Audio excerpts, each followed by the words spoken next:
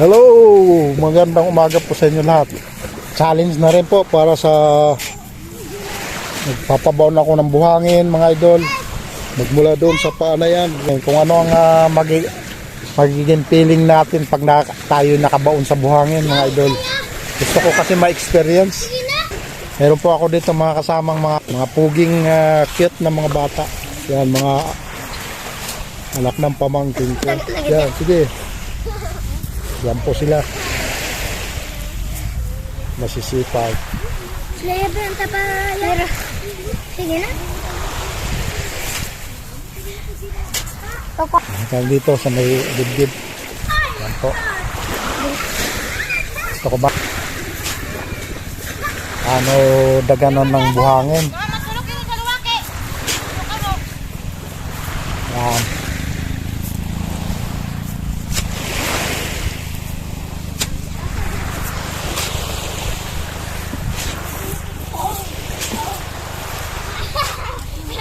Pangalan mo boy? Lab-lab. Lab-lab.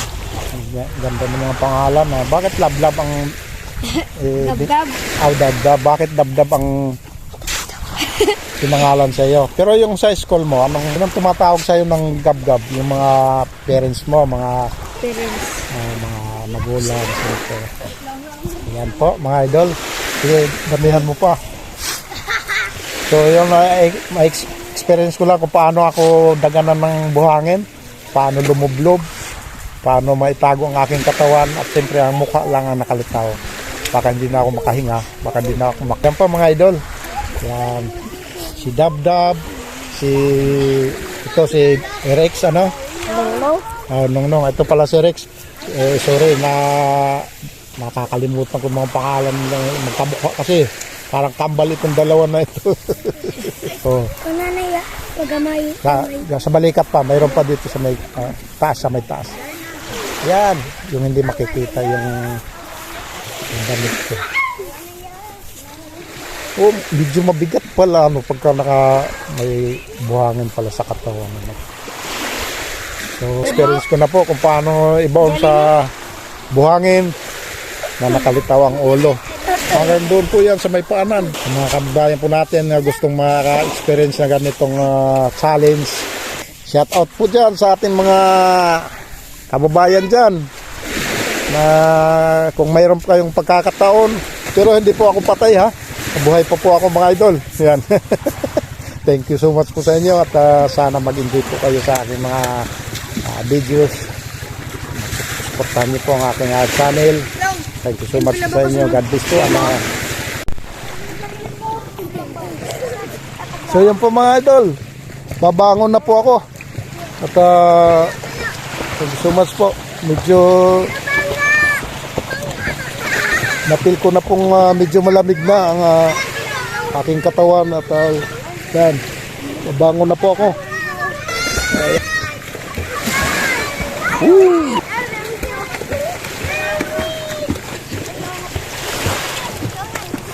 So, ang dami na.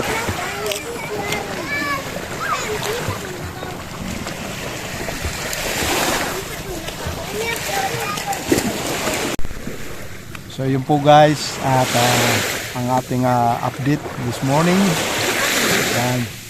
Regarding dito sa lulublob dito sa buhangin. Yan. Para mapil ko kung paano maibaon sa buhanginan. So, ako kasi challenge po.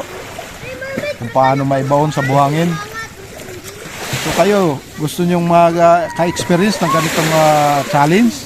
Siyempre, kung may pagkakataon lang naman na pwede kayong magawi dito sa lugar na ito. Good morning.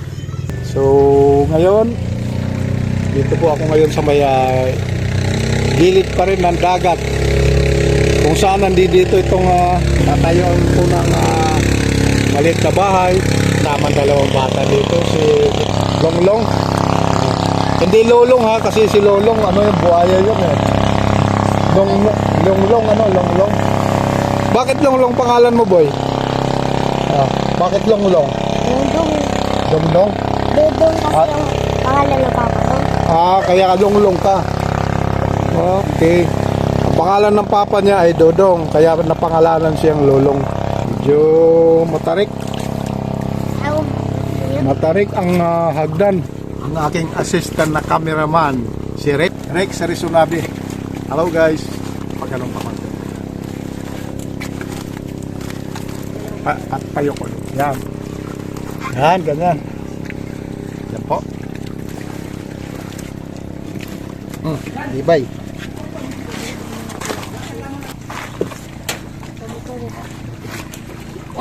Okay. Wala, mali pa. Ah. Oy. Ah. Kalawang na ito mga. Hello! Yan, dito na po ako. Trust. So yun po. Dito sa lugar na ito mga idol, sasakaling matayuan sana ito ng kahit konting bahay. Yun. So ito na po, pinukusan ko na po itong kabuhan ng lote na ito. Nabibing, may mga tanim pong mga pichay. At dito naman sa side na ito, mga sibilyeno, no? Sibuyas, sibilyeno sa amin tawag. At ito ring malit na bahay na ito ay kay Kuya Franz. So dito po tayo.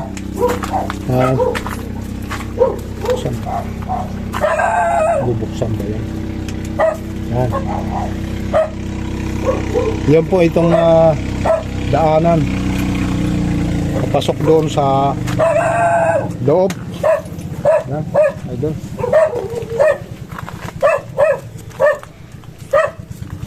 Medyo masikip.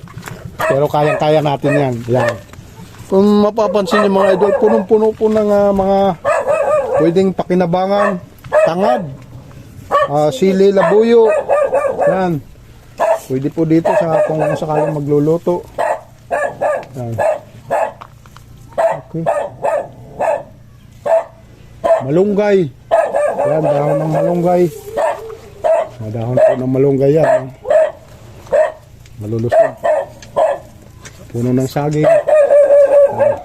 At saka dito rin po, yan oh. Mga okra po. Punong-puno po ng halaman yan. Halaman na napapakinabangan. Yan. Sili. Mga sili. Yan, sili. Mahilig sa manghang. Nandyan po yan. Yan. Dito po tayo, dadaan.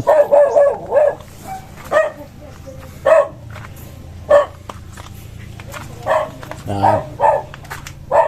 So dito po sa lugar na ito ay pwedeng pagka gusto nyo may mga kasama dito.